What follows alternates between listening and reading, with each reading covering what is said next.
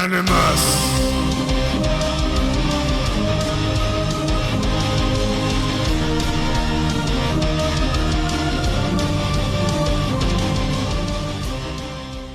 Hello everyone, I'm Ed Rodriguez, creator of the Animus draft building card game, and welcome to the deep dive of Animus Vanishing Point.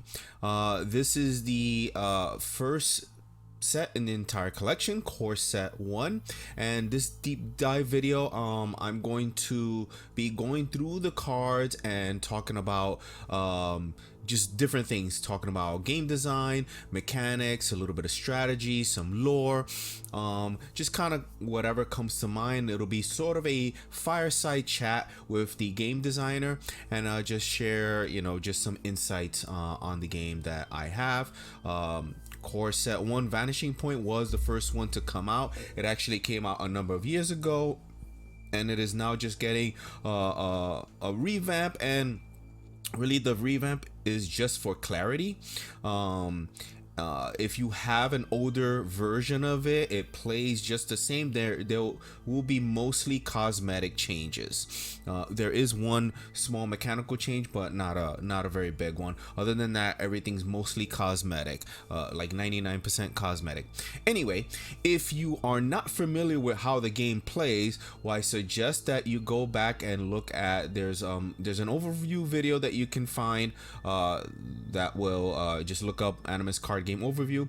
That will give you a primer on the game, and if you want to go deeper, there are tutorials that will go into how to play the core sets and the expansion sets. This video is going to assume that you know all of that already, and so we're just gonna kind of dive into talking about the lore. I know my big fat face is covering part of the logo, but I don't think that matters to you right now, so let's go ahead and just push forward looking into Vanishing Point. So the first thing I can tell you, wow, I'm in the wrong screen here. So the first thing, let's just talk about what is going on. And so Vanishing Point starts you off on the entire multiverse. Just kind of gets you familiar with what the heck's going on. Now, the game itself doesn't really cover a lot of lore in the game itself, like in the cards. The cards, every single card has flavor text on it, and that gives you just a little snippet of the lore, but it's mostly around those specific characters and doesn't really give you the overall narrative. Like many games in this genre, I like to leave a lot of that to your imagination and for you to fill in, but there's a basic overarching storyline going on, and it all revolves around, let me move my mouse there away. It all revolves around something called a place called the Vanishing Point, as we can see in this illustration here. And the Vanishing Point is a place where you can find something called the Singularity. So what Animus assumes is that there is a multiverse of realms, an infinite number of realms, universes, but they're all separate from each other, and they may tie into each other. Maybe you can create a portal to go from one to the other, or when you dream, you actually go into the dream realm. When you tell a fairy tale, you're actually bringing stories that have to do with an actual realm. But normally these realms and universes, they're all separate, and there's something called the Singularity, which is basically a single point in time and space where everything just sort of connects to, and that needs to stay in place, and that keeps everything stable, and each universe can function normally as it does. And this spot, the Singularity, is at a place called the Vanishing Point. So here we have a distant shot of the Vanishing Point. Is just a place somewhere in the cosmos, and anytime you would try to go to the Vanishing Point, you would never make any progress. You would just travel and travel and travel, but you would never actually get there. Is it magical? Is it cosmic? Who knows? But it was always thought that this would be an impossible place to reach, right? Because you don't want people reaching here, you don't want people messing with it. It would, tampering this would be bad for the multiverse. But if you could get up close, and someone did, this is sort of the place. It's kind of like a shell. This is it's basically about the size of a planet. And if you could get there, that's basically what you would find, a giant planet-sized shell that houses it. So it's like a singularity, kind of like a black hole, except it doesn't really suck things in. It's just a time and space, and it has this just sort of protective layer over it. Now, someone did figure out a way to get to this place, and maybe that'll be its own lore video. We're not really gonna cover that, but someone did eventually find a way to get there and penetrate this shell. And when they did, and the whole purpose of it was they wanted to get, supposedly this is a place of great power, so they wanted to get some of that power for themselves, and found a way to get through here and get to it. And when that happened, there was a big eruption. It instead of giving them power, or at least giving them power in the way they thought they were gonna get ultimate power, they basically, it's like hitting a domino. They messed with it and it blew everything into chaos. So what happened? This whole thing blew apart, and an immense wave of energy went out across all universes, across the multiverse, and it affected every living thing in the multiverse, everywhere. Now, for a lot of them, for most, it infused them with power. This energy is just called Animus energy. It has gone out and it has infused living beings with it, or at least most of them. And what it has done is just give them power. And people with power that already, like superheroes or wizards and stuff like that, got more powerful, right? Their abilities were enhanced. But even normal people that maybe didn't have much abilities, they also got enhanced and became superheroes. So just about everybody got kind of this infusion of power in them. But it came at a cost, because they were infused. It's almost like being on adrenaline, almost like being on like a steroids. This shortens their lifespan, right? They're it's kind of like they're just kind of running in overdrive, and they're super powerful, but their lifespans are going to be greatly short. They don't know by how much, and it's actually years. They can live like a long time with this, but shorter than normal. And one thing that you can do is that when a living being dies, this energy actually comes out of them, and it can be absorbed by beings around it.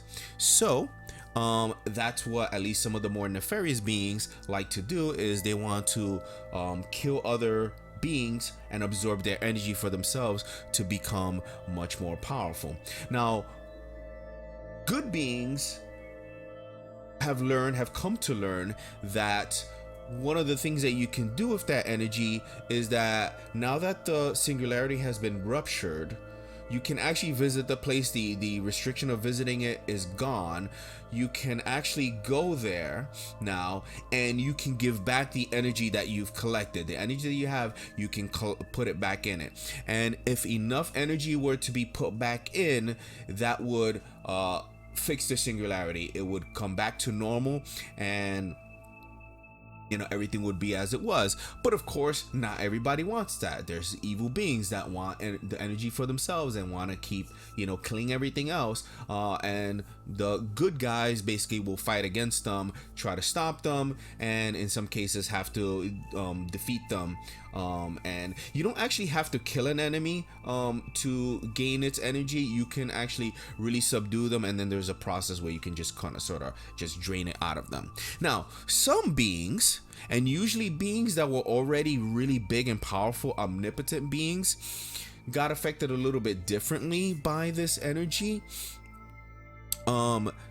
They gained the ability to call upon others. Like, they didn't really have the same actually boost in energy. In fact, for a lot of them, they were drained. So beings that were like basically gods are now not so godly anymore. They're not quite as powerful. They still may be immortal, but they're not quite as powerful. Some of their abilities are diminished from what it was, but now they have the new ability to call upon beings that have this animus energy within them. And basically they're teaming up with different ones, good ones, bad ones, in an effort to do whatever their plan is. Some of them are good guys, some of them are bad guys. So they're each doing their own thing.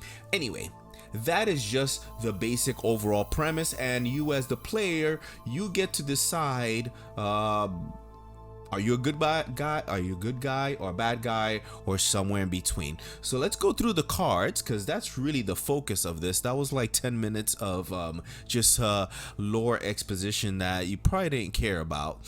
And let's gonna go ahead jump. So we're gonna start with the entities first, and we must start with the unspeakable entity, the ancient forgotten evil. An ancient being so dreadfully evil was locked away in the deepest, darkest dimension to rot for eternity. Freed by the destruction of the singularity, he seeks to destroy everything. And the reason we start with this guy is because he's actually an incarnation of entropy. Entropy is the idea that things always go from order to disorder, right? The breaking down of things. And so he's like from the beginning of the creation of the multiverse, he's a being that existed, but his influence of things just going into disorder was so powerful that he was just locked away. We don't know by who, but he was locked away in his own sort of pocket dimension by himself. But he's so powerful that even his entropy ability propagates throughout the multiverses, and that's why our universe experiences entropy, even though he's actually not in it. But he's always wanted to get out of that dimension, but he needed to find ways to contact someone in a different dimension to try to help him out. And one of the things that he understood was that if the singularity could be pierced and ruptured, that would free him from his dimension, because now all dimensions become open to others. And as the being of entropy, he actually knew a way of accessing it and disrupting it, because that's what he is. He is all about disrupting things that are in order. So that's basically the background on him, and he'd rather destroy the entire multiverse than stay stuck in his pocket dimension. And because that's just his nature. He is the incarnation of entropy, the incarnation of just things breaking down from order to disorder. So let's talk about him in game mechanics. His ability is reaction. After one of your cards is killed, damage the card that killed it. Pretty simple, easy to play as this guy. You don't really have to strategize around him that much. Just whenever your cards die, he gets revenge damage on it.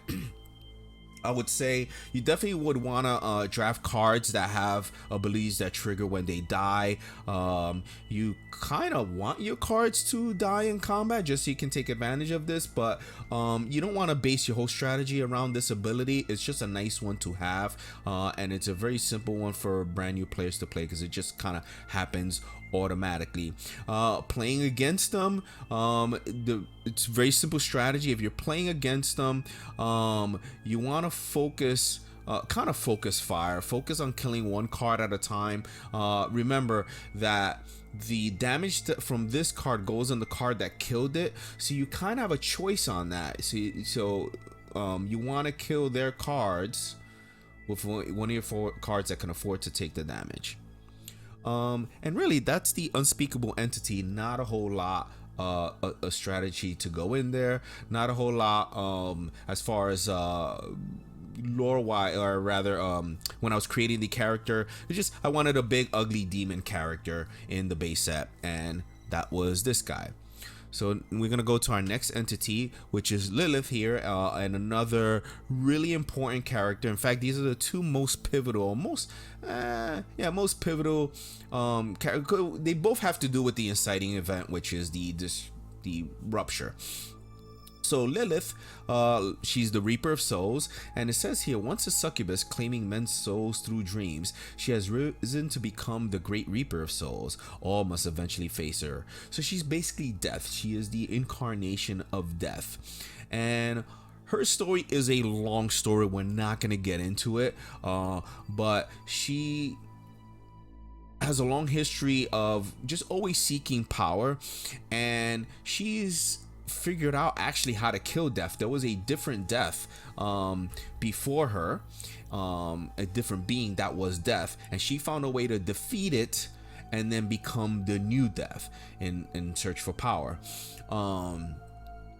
And in her quest for even more power, she got in contact with the unspeakable entity, and the unspeakable entity is instructed her over a long period of time, instructed her of how to reach the singularity and access it and rupture it, promising her great power. But of course, he left out the fact that it's gonna rupture the whole multiverse, and she did it. She's the one that did it, and with the help of the unspeakable entity. So these are two guys that really kicked everything off, and they're the jerks that messed everything up. So talking about the art wise and the design of the character, it was weird. I wanted to do something that was a good looking woman and yet off-putting at the same time, right? It's a woman, she's got a womanly figure, and yet, you know, she's got the skeletal hands and everything like that. You can see under some of her robes, you know, even though it's covered, you know, she's got a skeletal being. So she is meant to be kind of an off-putting being, she is deaf. She is, you know, she is not a nice person at all. She is more than just deaf. Like a lot of times we picture deaf as just being like a dispassionate thing. She's very passionate. She just enjoys killing things and having power over them. So what's her ability? Tactical. Once per game, you may discard a card from your hand, then select the card in your discard pile and put it into your hand. One of the most powerful abilities in the game. In fact, it needed to get tweaked because it used to be too powerful.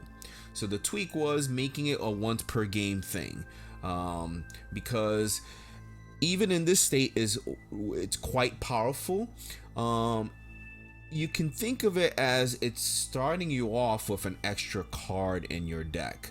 And another thing to consider is that your Animus points, which is how you win, are based on what's in your discard pile. So by switching a card from your hand that's in your hand from one in your discard pile, you're going to change your victory point. So you can take a level 1 card, discard that, and take a level 3 card, and now you basically, you know, improved your score by 2 for the game, in addition to getting a, you know, potentially powerful card back.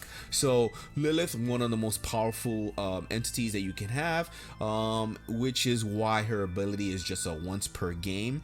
And no huge strategy there, just, you know, get back your most powerful card.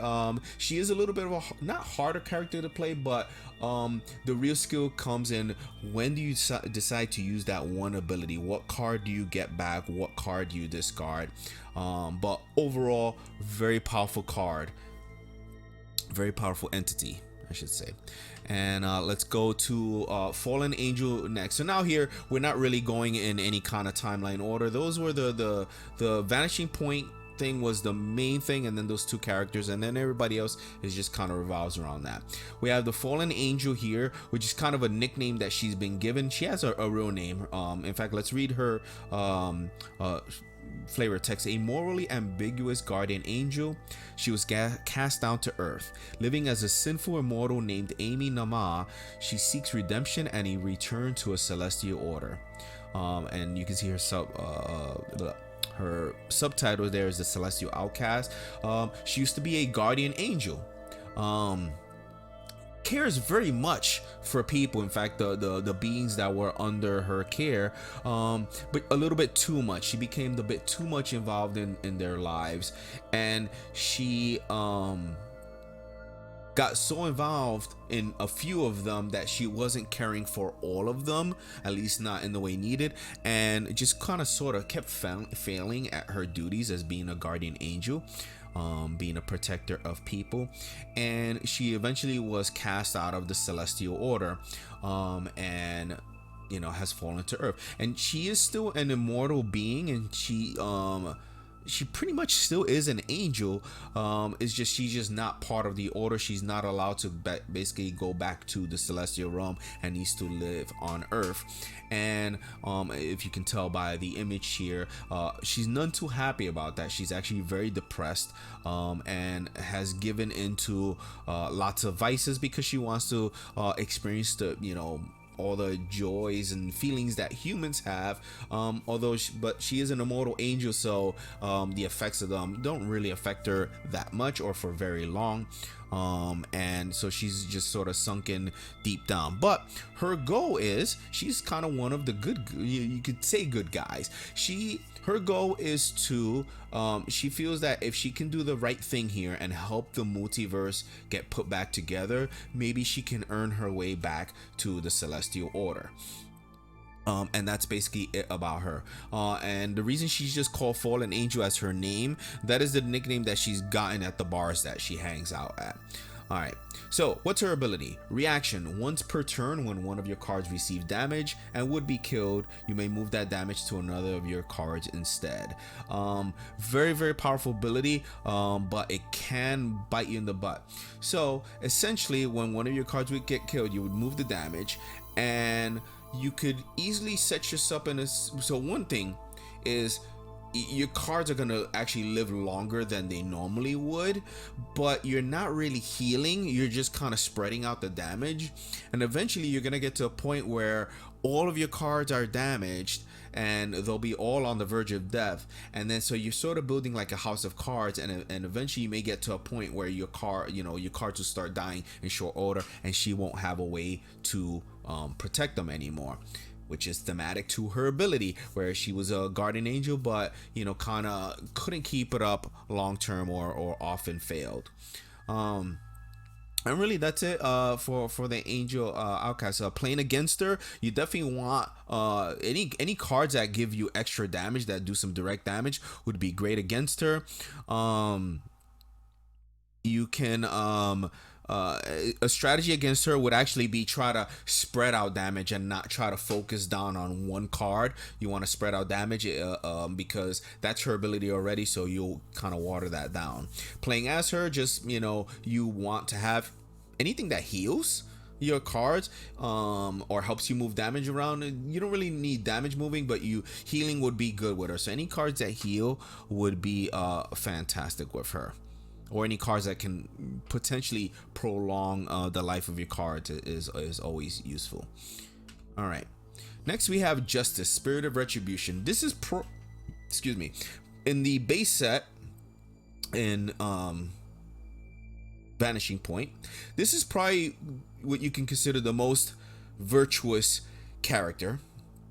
Justice, she is the Spirit of Retribution, and as her flavor text says, the impartial personification of order, law, and divine retribution. She only appears during great calamities to remind all that justice can be swift and final. So she is something what's called an incarnation, where she's just like the embodiment of an ideal.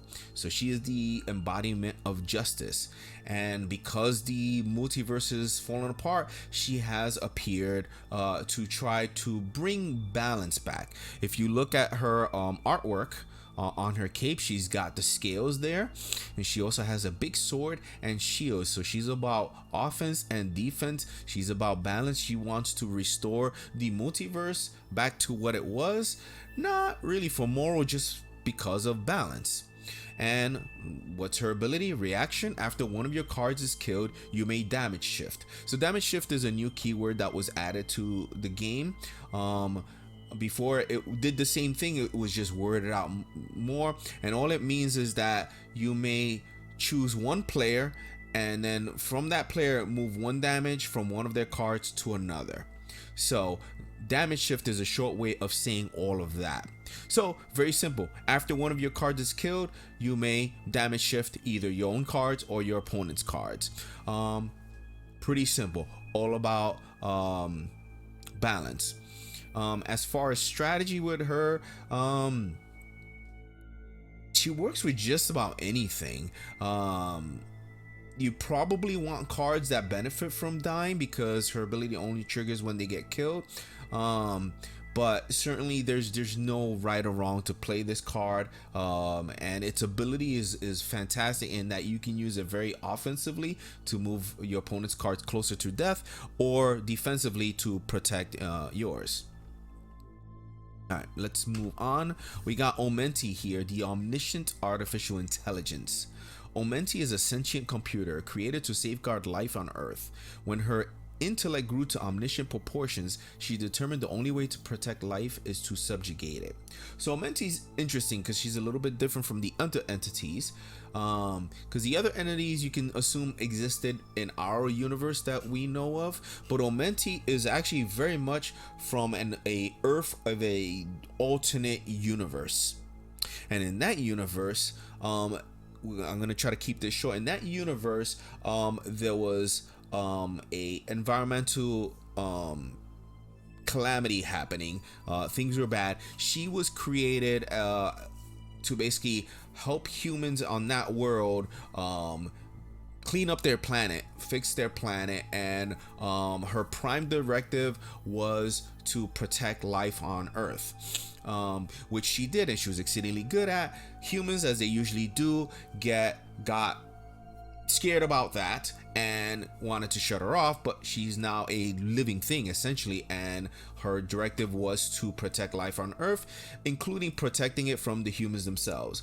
Eventually humans resorted to basically war against her to try to destroy her, but they could not. She won, and she destroyed all life on Earth, but not before saving all of the DNA of every living thing. And after she wiped everything out, she recreated the Earth, or the living beings on Earth, out of the saved DNA, recreated everything, and has created basically her own utopia. And basically that was her universe. Now with the fraction of the multiverse, now she's open to there's a multiverse of people to protect, and she's all about learning. She's all about intellect, and she's spreading among the universe, or the multiverses, to try to attain more power, again in service of her prime directive of protecting life. But it's a bit twisted because her idea of protecting life is to be in control of all of it. So she wants to be in control of everything, including the singularity. So what's her ability? Ongoing. You may reset an additional time on your turn. So as you know from the rules, resetting is taking a card from your hand and putting on the bottom of your deck. You can do this additional time with this card. Normally you can do it once per turn. This is a very powerful ability because this will let you cycle through your deck very quickly. I like to call this the big brain entity to play as, because you gotta really know your deck and have a good feel for the game to know when you should be resetting aggressively or not, and which cards you need for given situations. She works very good with ambush cards and any cards that get benefits from resetting, and really that's it. You want to be aggressively cycling and resetting your deck as often as you can with her. The Nothing, the incarnation of nihility. The Nothing is the darkness that existed before the universe was created. He decides to experience all the pleasure and pain humans go through in an attempt to understand them. So this dude here basically was just the nothing, the darkness that existed before there was anything, and he was happy with that. He was nothing. He had no feelings, had nothing, didn't even know he existed. He was just nothing. Well, maybe he didn't know he existed, but it was just nothing. And then the universe was created, or rather the multiverse was created, and now suddenly he was there, and he was like, what the hell is all this? And and he kind of hated it at first. I say he, but it's more of it's more of an ideal. And eventually he came to become intrigued by life itself. The fact that these insignificant creatures go through such great lengths for so many things, for pain, pleasure, greed, altruism. And so he has taken a basically an immortal form humanoid form, and decided to just experience all the pleasure and pain that humans go through in an attempt to understand them. So he is just a weirdo. He does not care, honestly, if the multiverse continues or falls apart. He's fine either way. He's fine if it keeps going because he can keep checking out all this weird humans and creatures, but he's totally fine if it all ends and it becomes nothing all over again, because he'll be just right back where he left off. So he is like kind of the most neutral guy. Story wise, he does kind of help, you know, the good guys a little bit, because he's a little bit, you know, if anything, he's slightly more interested in keeping things going because it's interesting to him, but he honestly really doesn't care. What's his ability? Reaction: once per turn, when your cards are killed or kill another card, you may heal. Quite simply, he gets a rise out of things dying and or killing, and that's not really what he doesn't go around in the universe killing things. He's not necessarily a murderer, but he doesn't really care for, you know, he doesn't have a high attachment to human life or anything. But in the game, we made it just you know, it triggers off the cards getting killed or being killed, because it's kind of the most traumatic thing that your cards can go through. So that's why that is. It's not so much that he's a evil murderer or anything like that, or really takes particular glee. He just gets happiness out of experiencing things, whether we would consider them good or bad. And that's him. No real strategy other than he, you know, kill stuff or you know, so you want cards that gain a benefit from killing other cards would be good, because you'll get like kind of a double effect out of them, and then vice versa. Your cards that get benefits from dying will be good with this guy as well. All right, now we're going into the character cards. So here we have Ariadne Heavenstrike. Haunted by her family's dark legacy, Ariadne's blackened eyes see the evil others fear to face. So this character here is actually a new character. So if you have an older version of Vanishing Point, you actually won't have this character, but this is a cosmetic change, because this character, as far as stats, existed, including ability, all this existed as a different character called Jackie Maldito. I was never really happy with that character. That character didn't have a lot of thought or story put into it, and so when I was doing the revamp, we didn't really create a new character. It's a character idea that I had already, that I had left out of Vanishing Point, and then kind of brought it back. So I'm not gonna go too much into her lore, but it is kind of important that she's basically a paladin, and she's a very powerful fighter. She's very short, but she's a very powerful fighter, but she's also a good healer, and that's where her ability comes into play. Select any one card in play and return it back to its owner's hand. So you can use that offensively or defensively. Bring one of your cards back, because when cards leave play, if they go back to your hand, they basically heal. So you can do that on one of your cards to sort of heal them and get them back. It also lets you play them again and get their playability again. But you can also use it on an opponent's card and get rid of one of the cards that's troublesome for you. Just remember that the next turn they could probably play it again, and or you probably healed it, but maybe the timing of it is what matters. Most of the time people like to use this on their own cards. But going back to lore wise, the character's last name actually isn't Heavenstrike. It's a name she's given to herself because her family has a dark past. Her father was a great hero, a paladin, but he fell to evil. He was corrupted by demons and fell to evil and became like one of the worst villains in the land. And she witnessed something having to do with her father and demons when she was little that blackened her eyes. Her eyes are completely black, and she's got sort of this black like burnt look to them, but this allows her to see and sense evil, making her, you know, quite powerful at killing evil things. So she wants to basically redeem her family's legacy by just killing bad guys. And her real name is actually Ariadne McBain, which will come up later, but not necessarily in this video, but we'll revisit that. All right, that's it for her. Let's continue. Blaze here. So Blaze, the fearless leader of the monster kids, bold and rash, he rushes in to defeat any monster menace. So there is a group of kids called the monster kids, and as little adolescents, or as little children, they all had powers that were based around the different elements, and they used to sneak out at night and fight monsters in their neighborhood. And here in Vanishing Point, we're seeing them a few years later. They've grown up a little bit. They're in like late high school age, and they are not quite as tight as they used to. They sort of disbanded. Actually, something happened. One of their members, the one that was good with water, actually had gotten killed in one of their missions, and that really affected them. They sort of disbanded the Monster Kids team. But now that this multiverse fracture is happening, they're kind of coming back together after a long time of being apart. So Blaze was their leader, and his ability is play, add +1 to all of your character's combat rolls this turn. Very simple. You want to play that, buff up all your cards. This card is more of a mid to late game card. You don't want to play as your first card because it's only going to add +1 to him.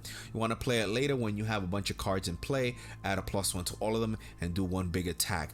Noteworthy that you could play this card into support position and still give all your other cards the buff to attack. So he's very good just about at anywhere that you play him on the board, but primarily you want to put him in melee position because that's what he's good at. So that's Blaze there, and we'll see the other monster kids as we go along. We are going now in alphabetical order, by the way.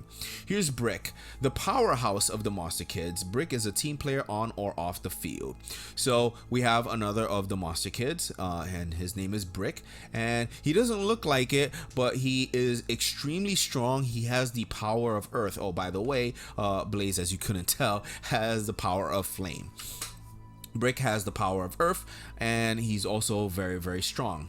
And his ability is reaction. When one of your cards receives damage, you may assign that damage to this card instead.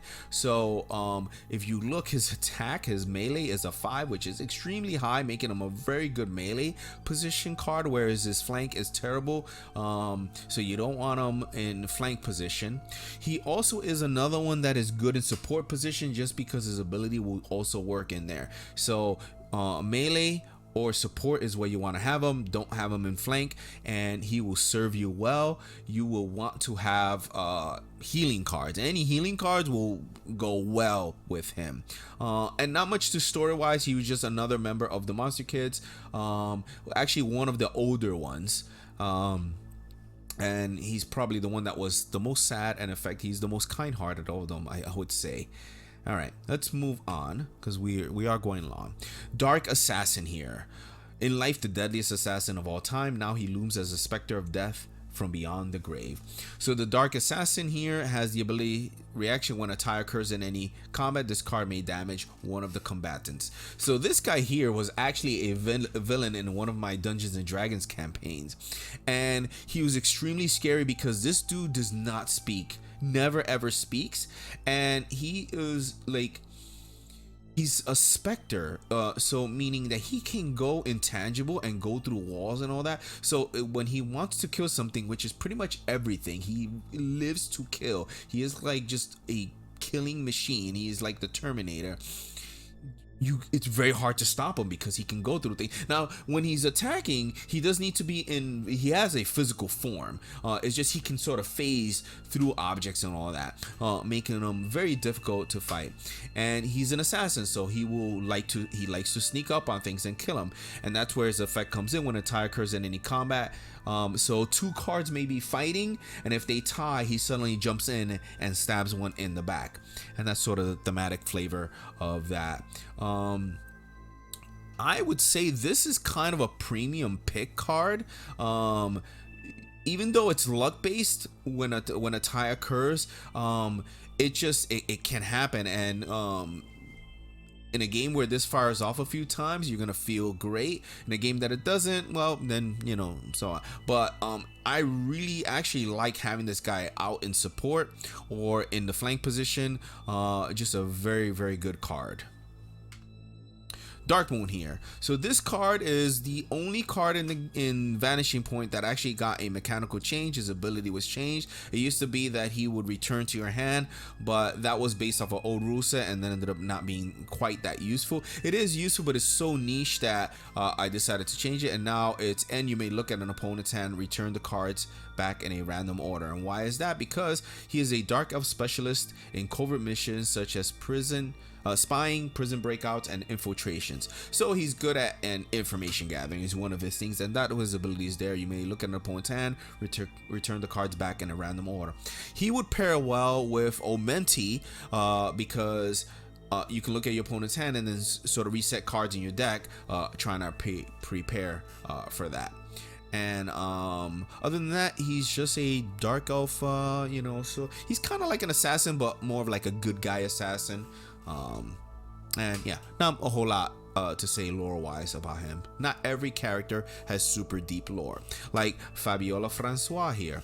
Fabiola pursues mastery of power over life and death.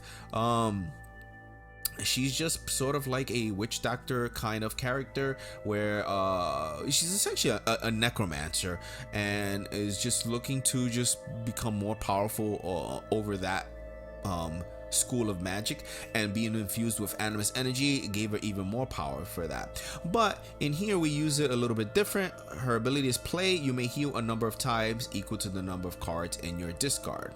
So as you can imagine, this card is terrible early in the game when you have no cards in your discard, because you only get this ability once. So she's a late game card. You save her until you have a few cards in your discard pile. Mind you, you don't want to wait too long. So once you have 2, even 3 cards in your discard, now that's about the time you want to think about using her. You don't want to wait too long after that, or else you might miss out on the chance to do it. But that's Fabiola Francois. Not a super deep story to her. We got Fade Black Raven here.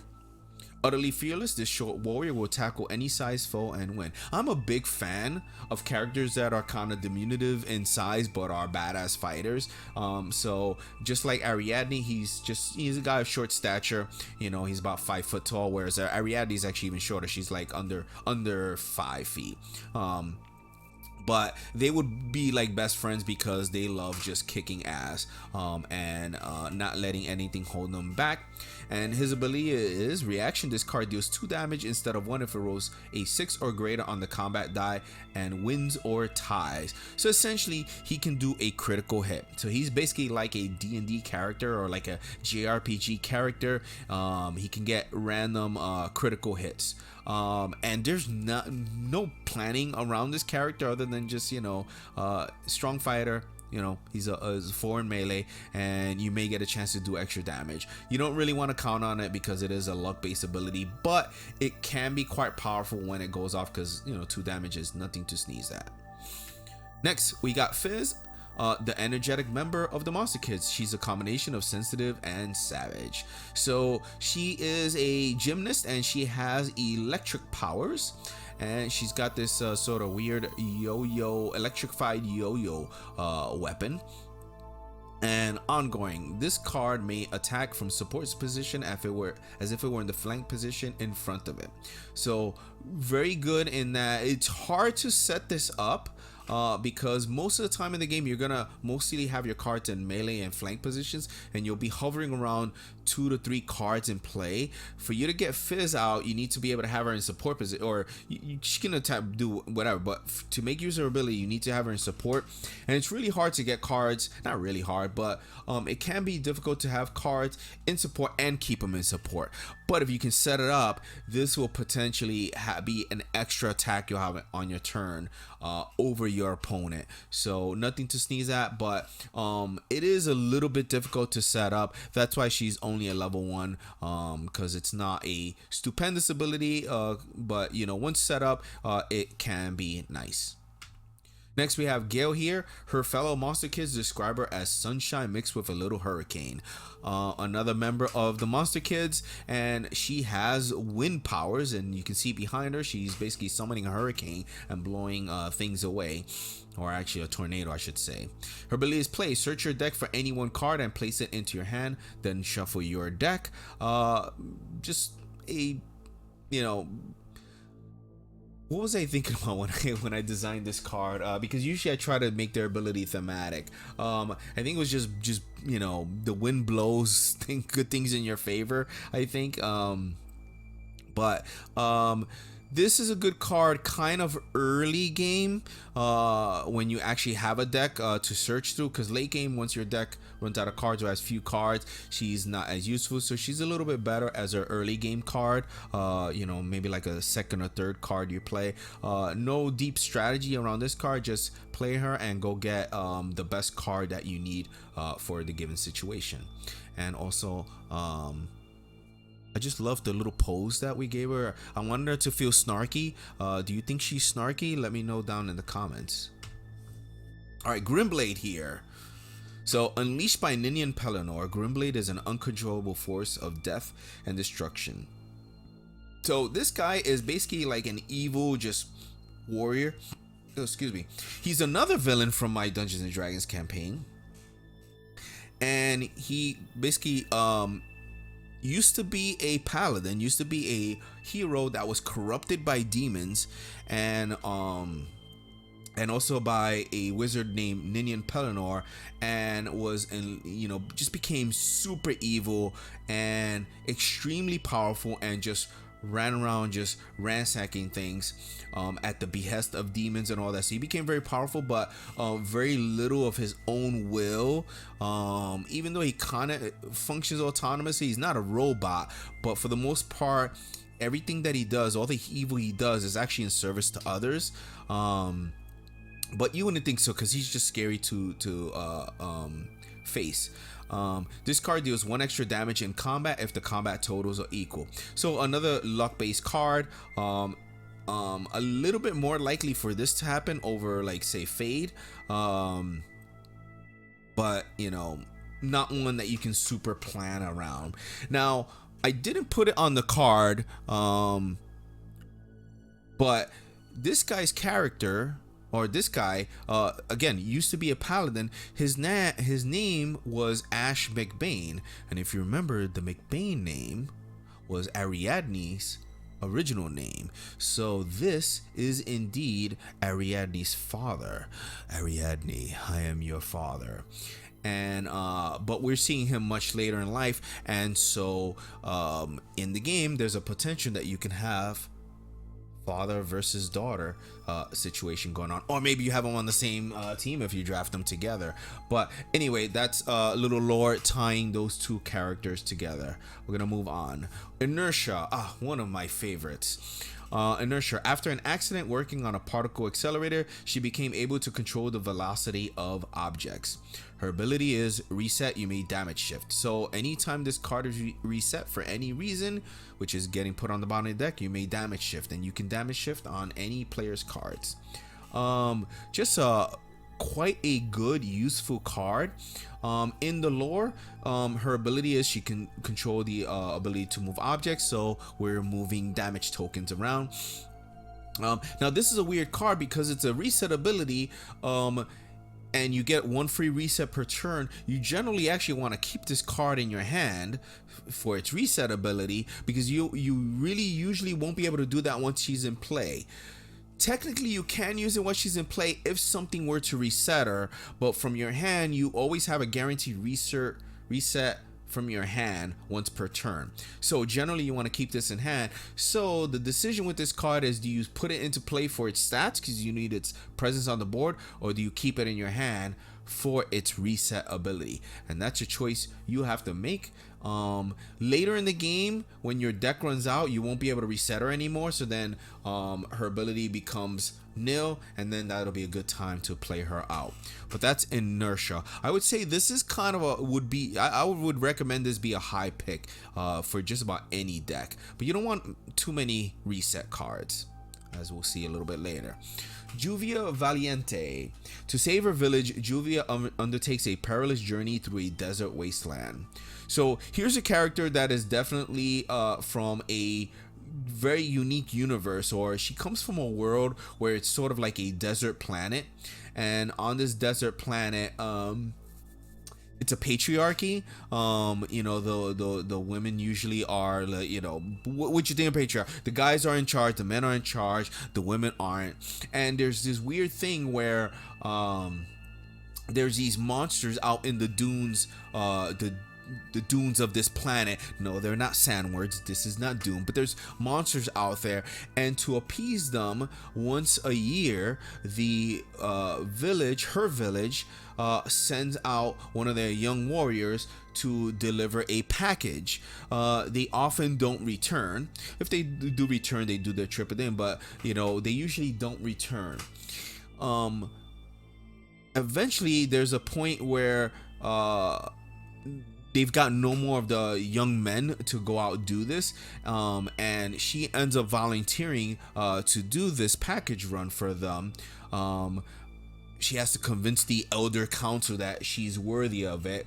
And in fact, if I remember the story correctly, because I haven't looked at it in a long time, they actually did not want her to do it at all, and she ends up doing it anyway. So she steals the package and goes off to sort of bring this to the gods, or these creatures. Along the way, she realizes what the package is. The package is a infant. There are sacrificing infants to these creatures in order to appease them. And when she still goes on the journey, but she has no interest in you know, sacrificing this baby, but she also doesn't want to bring it back to that village. And she fights one of the monsters, she defeats it, and then she takes the baby and just leaves on her own adventure to raise it on her own. And that's just Juvia's story there in a nutshell. And her ability is combat, damage any card in play, and then damage this card. So it's just to signify that she is willing to sacrifice herself and put herself in danger for the greater good. And to help others, including you can kill your own card doing it this way, but it may be worth doing. And well, think about it. Is it? Depends on the situation. All right, let's move on. We've got Krizia Yakaya. Krizia is an insane assassin. She seduces and distracts her opponents before striking a death blow. Ongoing, this card can only be attacked once per turn. Well, if you're getting vibes of what's her name, what's the Joker's oh my god, anyway, she's just an insane character. Now, one thing I wanted to do in the game is I wanted the female characters to all be empowering and not do the usual sexy outfits look, unless it had a purpose. And here it has a purpose. She is all about seducing her opponents, and then when they let their guard down, she kills them. But she is a stupendous martial artist, extremely fast, hard to hit, and that's why her ability is this card can only be attacked once per turn. You only get one shot out of her per turn. She is a great frontline character. She's got a 4 in melee. You want her up in front, because she can only get attack once per turn. At worst, she will take one damage per turn unless they have other effects, making her be able to stay up front for very long periods of time. If you have any kind of healing, this card can go the distance for you. So a very good frontline card. Next we have Lixia, another, I would say, premium pick. Lixia here is one of the last survivors of the Radalexian attack. Lixia searches the universe for others of her kind. We won't go too into it right now, but the Radalexians are an alien race of just like conquerors that go around from planet to planet, wreaking havoc. At the time of the rupture, they were attacking Earth and attempting to conquer Earth, but we'll broach that. Now, Lixia is part of a race of beings that had been conquered, or their planet got destroyed by the Radalexians, and a few of them have made it out. Lixia is one of them, and she's searching the universe for others of her kind. Her ability is whenever she resets, you may heal. So just a straight up heal, very similar to inertia, but much better, because it removes damage. So almost always, this card is pretty much always useful. Like, it's very hard for me to not ever take this card. except for the simple fact that you got to consider, do you want to have her in play for her stats or keep her in your hand for the reset ability? Most of the time you're going to keep her in your hand for resetting, for the heals, and then late game you'll put her out to play. But very, very high pick. I would recommend this card most of the time. You see this, you probably want to pick it unless you have a very important reason to take something else. And that's Lexia. We're gonna see more of her kind in a little bit. Oh, another thing about so they're an alien race, and they are, not only do they have high technology, their technology is biomechanical in nature, and they have that suit that she has is not just a suit; it is a symbiote that she has. It's a parasitic creature that is part of her, and it can mold itself into different kind of armors, clothes, and even weapons, and we'll see a little bit more of that a little bit later.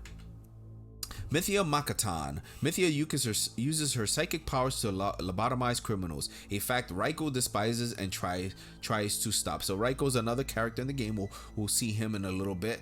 And this person here is like, she kind of wants to be a crime fighter, but she's like, has little regard for human life, because she uses her psychic abilities to just like lobotomize them. So it's kind of, she's a bit extreme, an extreme crime fighter.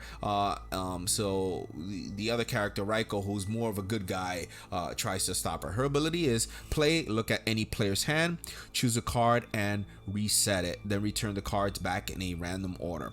So literally this just lets you look at your player's hand, take whatever their best card is, and get rid of it for a while. Again, this doesn't work too good against Omenti, because Omenti can reset her deck pretty often, but this is quite a powerful card. And then it says return the cards back in a random order. The only reason it says that is for if you're playing against the Nemesis. The Nemesis counts the top cards of their deck as their hand, so it's to address that. But otherwise, you look at a opponent's hand, get rid of one of their cards for a while, and then give their hand back. So she gives you the knowledge of their deck, or their hand rather, and then it lets you get rid of a threat for a while. So very good card. A little bit of a more thinky card in that you got to be more familiar with the game and know cards better to figure out, but not super hard to use. And she's a 3/3 in her stats, so she can kind of go anywhere on your board. I would say just pick this card if it just seems to fit what you need as far as card types and stats. That's Mythia. We got Neutrino here, another guy that I love. Trying to copy the powers of inertia, his mother, he became massless and moves nearly the speed of light. So we didn't go over inertia. Well, we mentioned a little bit in that she got her abilities to a particle accelerator. Well, he wanted to do the same thing because he found it cool that she had powers, and so he subjected himself to the same thing, and it sort of worked, but not really. So inertia's ability is she can control the velocity of objects. So if she were to jump, she can make herself fly up super high and then float down. If you shoot at her with guns, she can make the bullets go slow. He's a little bit different. He can move at nearly the speed of light. It's almost like he teleports. That's fast. However, and that's why he's called a neutrino, because neutrinos move at nearly the speed of light. He also is like a neutrino in that when he uses this ability, he becomes massless. So he can move at the speed of light, but he can't affect anything. He can't touch anything. So he can be anywhere on the planet instantly, but he can't do anything along the way. If he wants to affect things, he needs to phase back into regular thing. So when he does this, it happens so fast that if you were to see him in combat, it would look like he's just teleporting here and there, like boom, boom, boom, boom, boom, boom. But really, he's actually traveling the distance, but it's just he just moves so fast that we can't see it. And he's also sort of phasing in and out of reality. And then his ability is tactical. Reset this card. You may only do this if you have at least one other card in your deck. It's basically to represent that he can phase out. He phases out. Now when he resets, any damage on him will go away. So he's a very good card. I almost want to say it's a premium pick, but not always the card you need, but it is quite a powerful card. You definitely want to consider this just because it's basically a self heal that can heal up to 2 damage essentially. So that's basically it. I know there was something else lore wise that I wanted to say about him, but I can't remember what it was now. So that's Neutrino. I always gotta think twice whether I want to pass up on this card or not, though, because it is quite good. Next, we got Jake Nightwind. Jake is no longer afraid of horrors he finds in space-time rifts. He's just afraid that he'll never get back home. His story is very simple, as he lived with a family that traveled space a lot, and in fact, they were like space nomads. And one day they crash landed on a planet, and his family basically died, and he was left all alone. And he had the misfortune of landing on a planet that had lots of predators and all that, and he needed to learn to survive against that. But also, the world he landed on was a living planet. The planet itself was alive, and it has sentience. But it was on its the planet itself was dying, and as it died, it became friends with Jake Nightwind, and it gave him its power, the last of its energy. It gave him its power to Jake, and it made him, imagine the power of a planet inside a single person. That's why his hair is green. It turned green. He became really, really powerful. He has super strength, durability. He can fly, and he can actually even survive in the vacuum of space. And so he was able to leave the planet because he wants to try to find out where his original world, his family came from. And yeah, that's Jake. And we didn't go into his ability. Until the start of your next turn, your cards cannot be attacked. He's basically a frontline guy. He's a 5/1, so you want to put him up front. And until the start of your next turn, your cards cannot be attacked. So basically puts a big brakes on your opponents. You just got to pick the right time to play this card. That's the strategy there. Just play him at a time that you really need that one turn to keep your opponent from attacking, and you'll be good. But other than that, he is just a very powerful upfront fighter. All right, Ninian Pellinor. Another prime pick, another one that is very hard to pass up on. To free her people, she delved into dark magic, unleashing countless horrors on her enemies and dooming her world. So she is a powerful wizard, extremely powerful wizard, but she didn't start off that way. She started off as she started off as kind of like she basically started off as a peasant, and her people were under the rule of an oppressive regime, and she at a young age realized that she had an aptitude for magic and delved into learning magic. She had to do it secretly because it was outlawed, and so she learned lots of dark magics and became powerful, and she overthrew the regime, but then she became the leader of her own regime. And using, she, in her mind, the ends justify the means, and she would use anything. A lot of the magic she used was necromancy, and so she has become nearly immortal, sucking the lives of others to prolong hers, because she believes that she is the best one to govern her people. But she's become, her lust for power has grown so much that she wants to become a multiverse hopping just powerhouse, and her ability reflects that. When you play this card, you may damage all other cards in play, and that ability is just extremely powerful there. Obviously, you want to play this sort of mid to late game, but it can devastate your opponent's board. You got to be careful because it can devastate your own board. Also, going back to her story there, in addition to become super powerful, she did make pacts with demons and stuff like that. That's what doomed her world. So even though she became more powerful, extremely powerful, and sort of took over the world, like the world became just really shitty because it had all these demons and horrors on it. But all right, now jumping back, I'm sorry, I'm all over the place. You may damage all other cards and play it, like, just extremely powerful. This is one of the few board wipes in the game, or it can be. Use it at the right time, and she can kind of just win you the game on the spot. So quite good. Ninian Pellinor, you almost pretty much want to really consider having her, then she's almost always worth having. Florelia Iris. A lot of people can't pronounce this name, but I am not changing it. When this half-harpy sing-song voice isn't enough to charm our enemies, Magic Blast will do.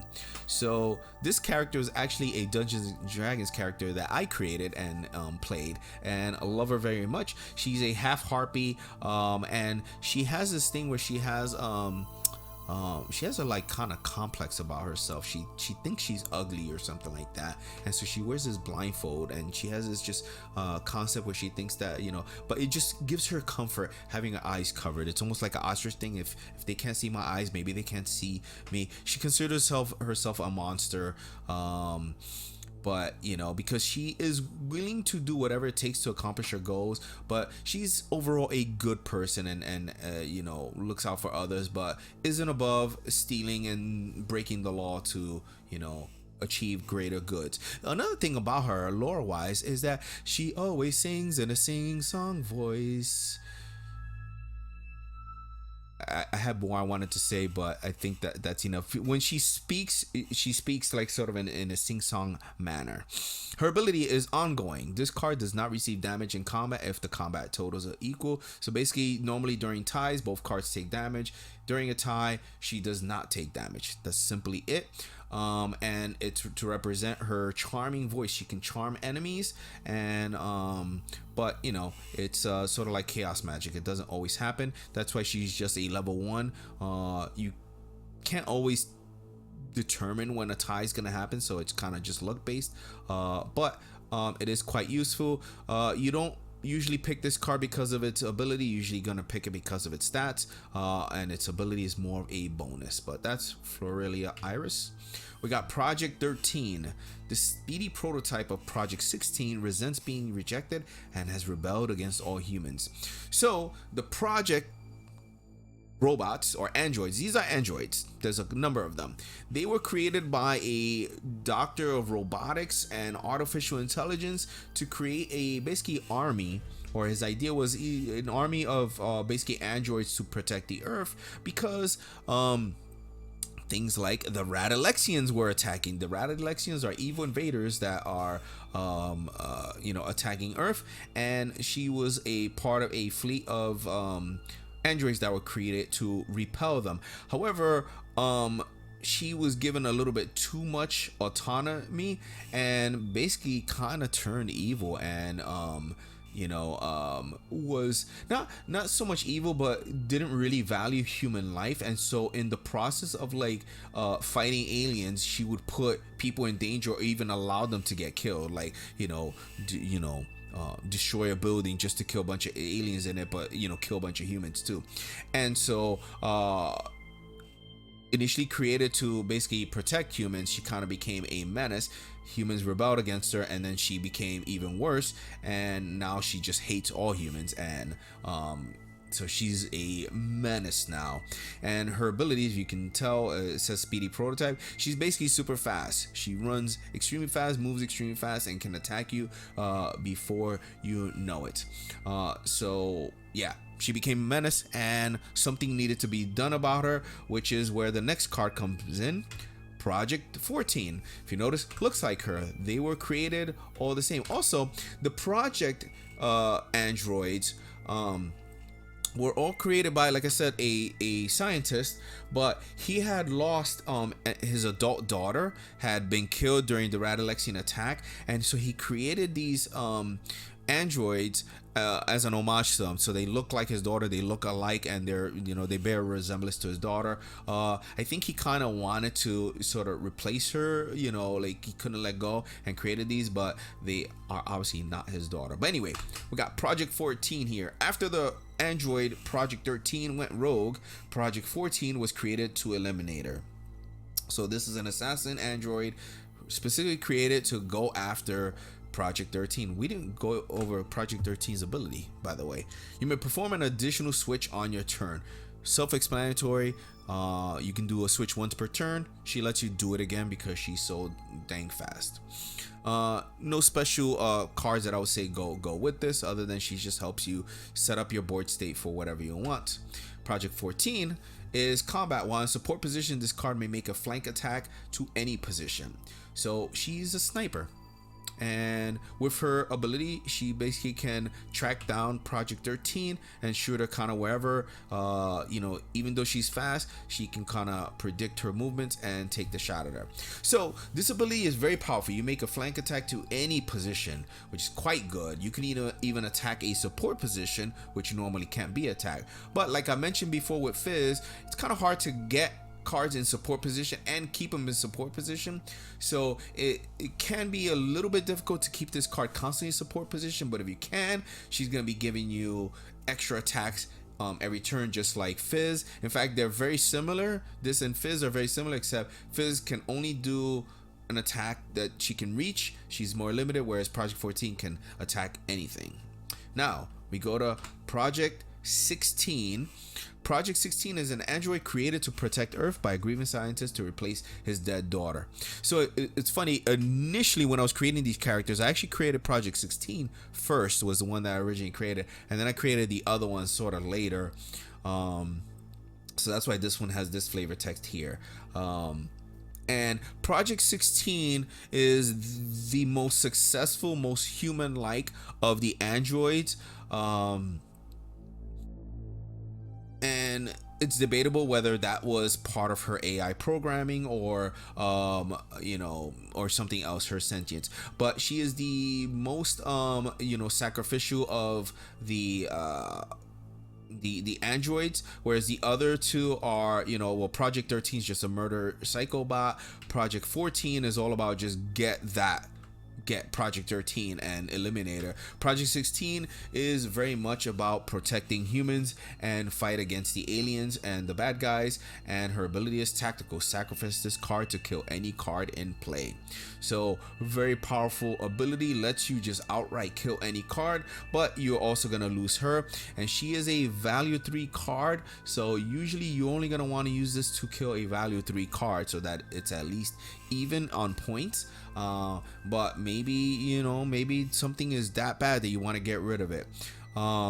Be careful, because your opponent will usually want to try to kill this card before you get a chance to use its ability, because its ability is a tactical, so you can only use it during your tactical phase. So if your opponent can find a way to kill it before that, you'll be out of luck. So powerful ability, but can be difficult to decide when to pull the trigger on that. So that is Project 16. We have the Radalexians here. We got to look at the alien invaders. So the Radalexians are evil invaders who conquer and ravish planets, and now they have come to Earth. These guys have an incredibly annoying habit of being able to regenerate, making them tough to kill in combat, and that's why they're able to conquer planets, because they're just hard to defeat. They often also assimilate all the technology of the other planets, and so yeah, they're a bunch of jerks. His ability is combat. Heal this card, so during combat, instead of attacking, he can just sit back and heal. He's also good at melee, so this guy is quite a good melee card to have up front. You actually don't even want to attack with him that much. You want to let your opponent waste their attacks on him, and then you use your turn to heal. But he only heals once, so he's not gonna be an overwhelming wall, but he can definitely buy you a bunch of time to set up your board. So it's actually quite even though they're a bad guy card, it is quite a good card to have up front.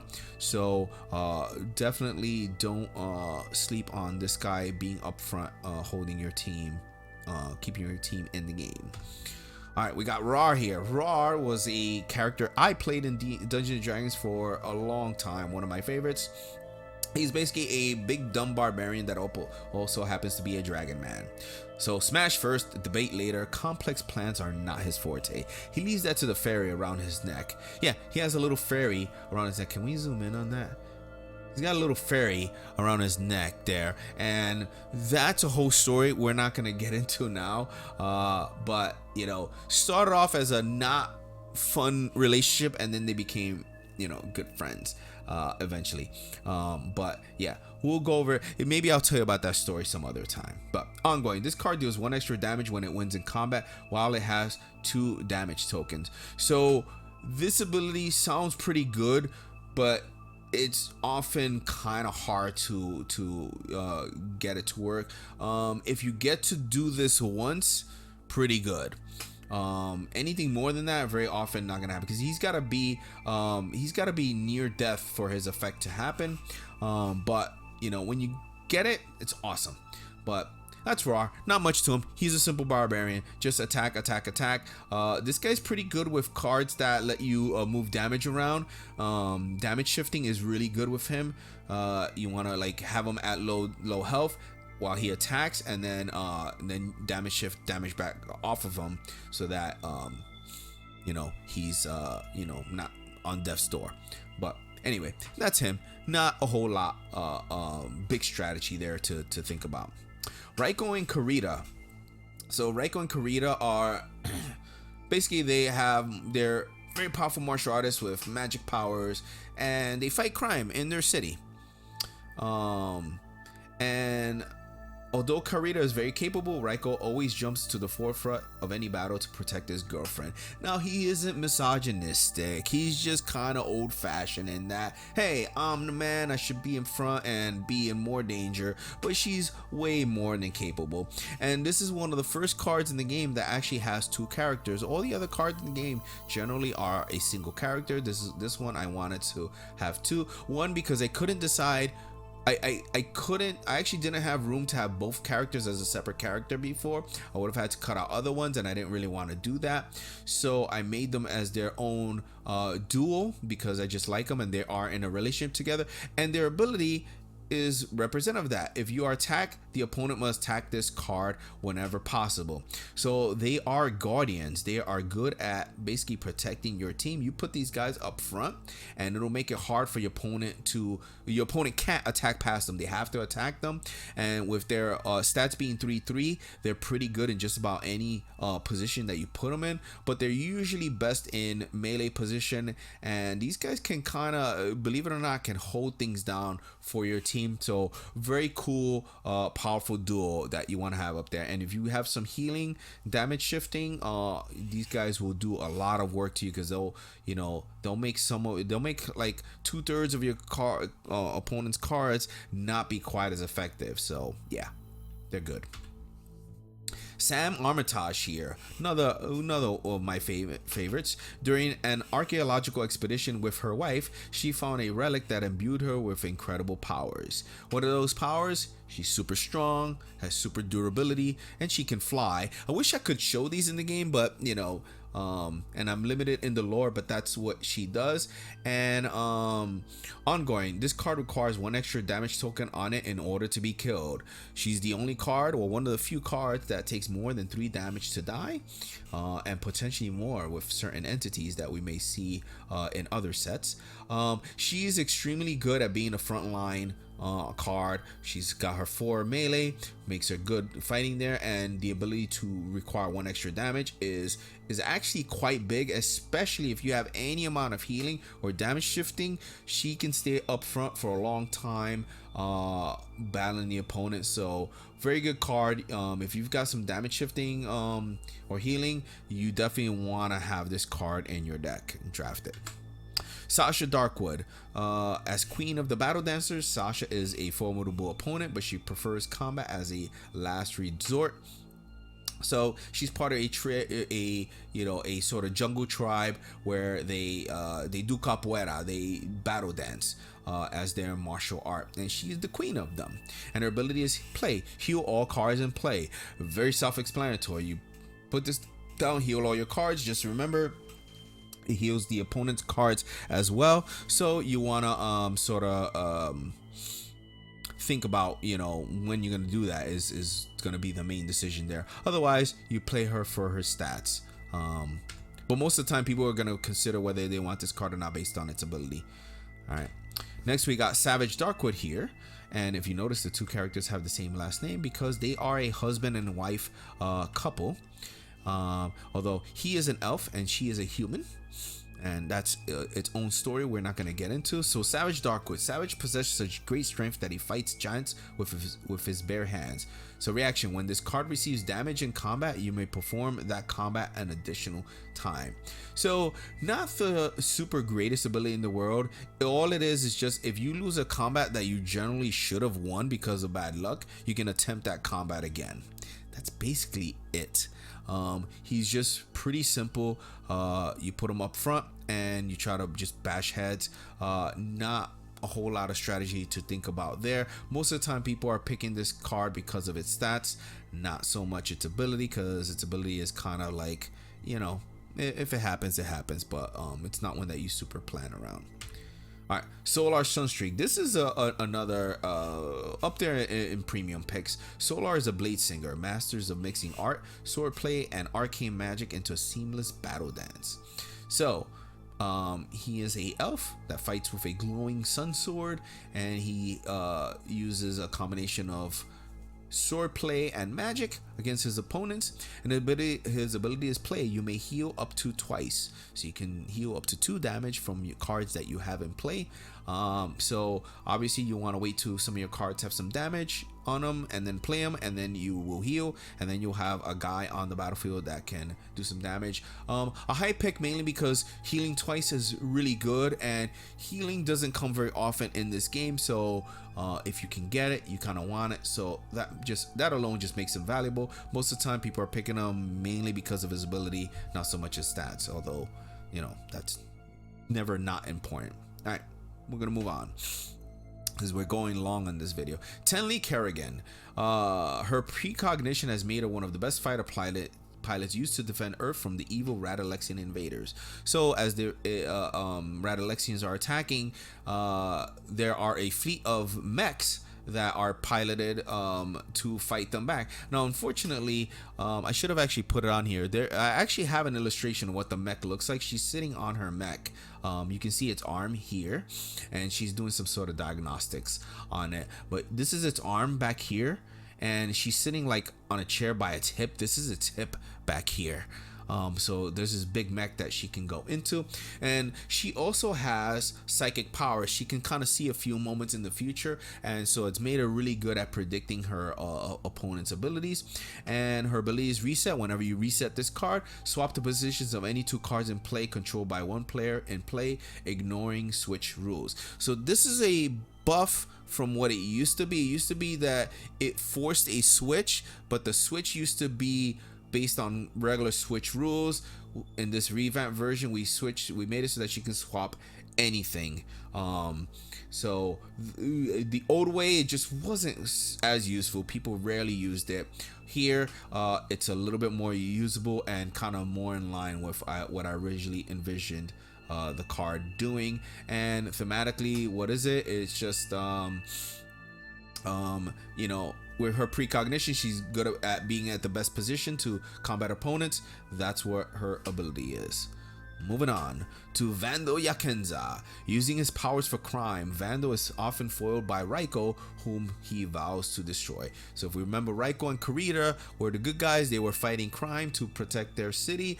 Vando here is a powerful martial artist with powers that uses it for crime, and his powers, he uses sort of the pressure point technique where he can stab you, and then you feel the damage like later, and that's where his ability comes in. Death. You may damage any card, so when he dies, he damages a card afterward, and I think that's appropriate to his ability where he can stab, you know, pressure point you, and then he leaves, and then you feel the damage later.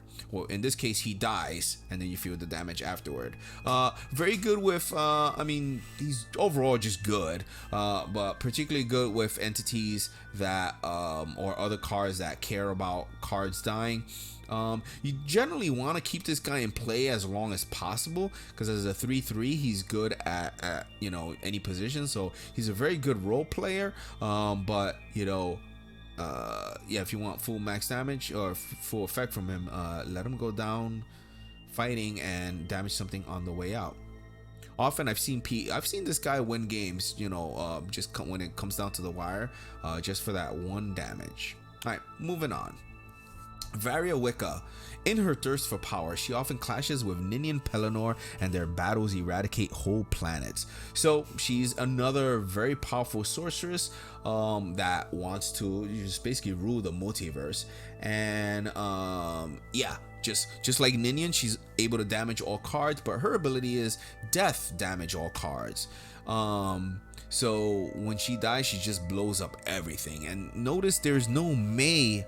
The May word is not here, so she will do this whether you want it or not. So you want to be careful with this card because she can kind of wreck your own board, but you know, it's your own card, so you know it's coming, and you can plan ahead. And when playing against this card, you want to like just keep it in mind, like, hey, don't put a lot of cards in play because she's gonna do a lot of damage.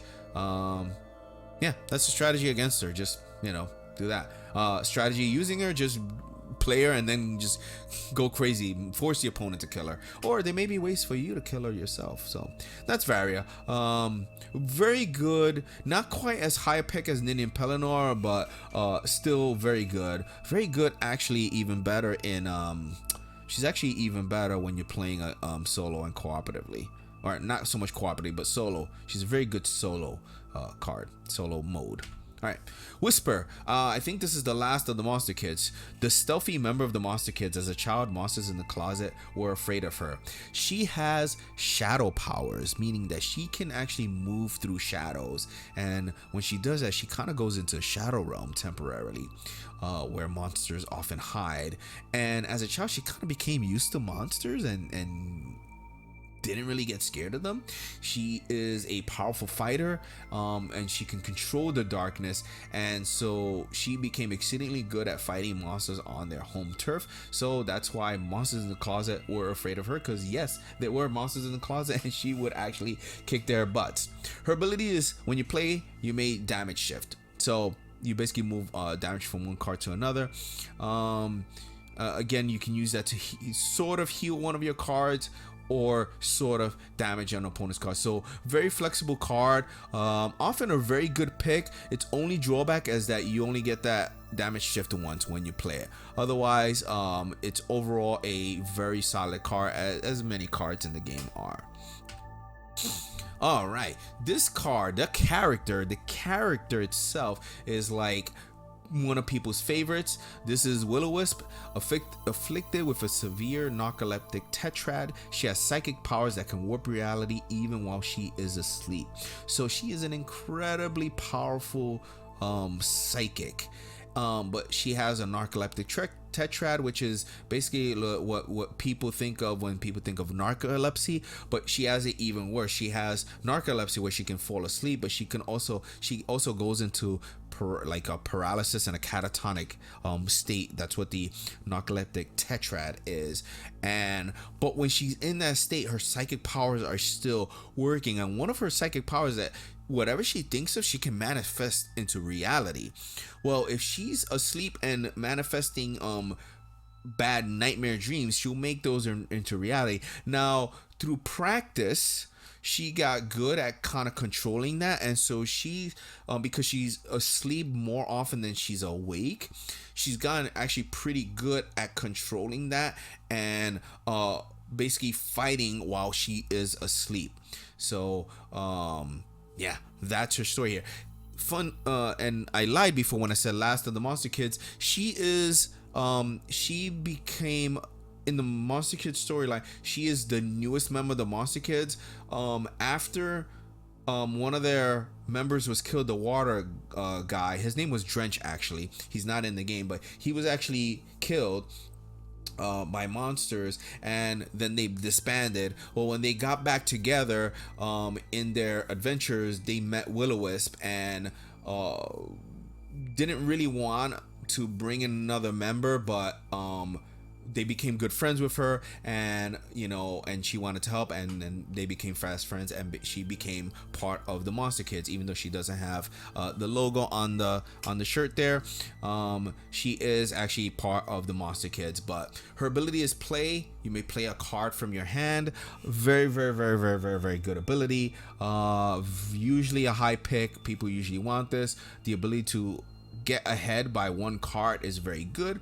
It may seem like it's overpowering, but it isn't. It's quite balanced. That one card is really good, but it's not the most powerful thing in the world. However, it can lead to some good explosive turns. So for that reason, Will-O-Wisp is often very highly sought after, and being a red power type that's good in flank is also very good for her.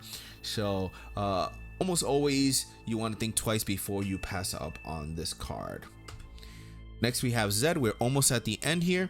Zed blames his old friend Zen for the destruction of the homeworld and searches the universe to kill him. So this is part of that race of the people that had the aliens with the symbiotes. Zed is one of them. Remember, the Radalexians destroyed their homeworld, and that has to do with his friend Zen, and Zed blames Zen for that and is mad and wants to kill him. Lixia knows that that's not the case and tries to prevent Zed from doing that, but he won't listen. He's on a quest for revenge, and the ability is play, you may damage any card. So when you play him, he just instantly damages anything, and that's what you can see in the art. He's using the symbiote to shoot out like sort of like flashes. And by the way, these symbiotes give them incredible strength, and they can actually fly around, and they can actually fly out into space in as long as they have their symbiote. They can use this to be out in the vacuum of space. So these guys are like extremely powerful guys. So you gotta imagine the Radalexians are just as powerful in order to have defeated them. So that is Zed. Very high pick. I often like to take this card just for the simple fact of being able to do a single damage exactly where and when you want is so key in the game. So Zed, very high pick, and he's a 3/3, so he fits just about anywhere. Very good card. And then I think we are on our last card, which is Zen here. To destroy them from within, Zen joined the evil Radalexians, but his plan backfired, dooming his world. Now their race is their race of like powerful warriors, and Zen and Zed were like their two most powerful top guys, but Zen at a certain point kind of lost hope and felt like they would not be able to win the war. So he came up with an idea of pretending to join the Radalexians in order to sort of try to sabotage them from within. And so he sort of pretended to surrender to try to get in with them, but they didn't buy it, and they captured him and were able to kind of get him out of commission, and while he was gone, were able to take over and destroy his homeworld. And because he didn't really tell anybody about this plan and kind of did it on his own, very foolishly, his people blame him for it. And so he's just like, he survived the attack and got away from them, but now he's mostly a loner, but he does seek out the Radalexians wherever he can to try to kill them. And now that they're attacking Earth, he is on Earth trying to help Earth fight against them. But that means Zen and Lixia are also there because Zed wants to kill Zen, and Lixia wants to try to just stop him. And hey guys, we need to kind of band together and work out. So what's his ability? Death. Sacrifice the card that killed this card. Quite a powerful ability. He just takes out whatever took him out, making him a very good frontline guy with his 5 attack in melee. Makes him very good to be in front, and your opponent does need to think twice about what they want to attack him with, because whatever kills him will die. So they want to be careful of having their best cards being the ones attacking him. Obviously the player, your opponent, a smart opponent, will play around that, but this guy is quite good if you can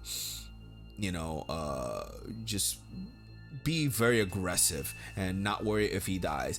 Particularly, this card is particularly good if you have Lilith as your entity, because you can just bum rush this guy, go and attack, and then when he dies, he kills whatever thing, and then use Lilith to bring him back. Same thing, you can do that with Project 16. I forgot to mention that Project 16 is also very good with the Lilith entity, because she sacrifices herself, kills a card, and comes back. So yeah, those two cards are one of the few cards that can outright kill cards, and quite good. So Zen, I love the character itself, so it's very hard for me to ever pass up on Zen, but his ability is also quite good because it just really keeps the opponent from kind of getting ahead from just killing them. They may get ahead points wise, but you know, oftentimes the board state is a little bit more important than the points. And so this guy just you know, he's just a good powerhouse up front. And then you know, there's not a whole lot of cause for celebration for the opponent when they kill him. So that is it. That this is a long ass video, but hopefully that was entertaining. That is Animus Vanishing Point. Going through all the cards, I feel like I should have been drinking more water. And hopefully you got some interesting lore out of there. Obviously there's a lot of gaps because I really want you to fill in the gaps with your imagination, and I really just wanted to just give you snippets of these characters' backstories, and so that you feel like when you're playing them, they're just not just a card that you're putting out, not just cardboard, but characters that are going out there, moving around the battlefield and fighting for you and using their special abilities. And I hope that I was able to instill that in you. So if you have any questions or comments, please put them down in the comments below. I will be looking through that and I will be answering anything. And yeah, anything you come up with, I'm gonna address. So that'll be all for now, guys. Thank you so much for watching, and I'll see you soon.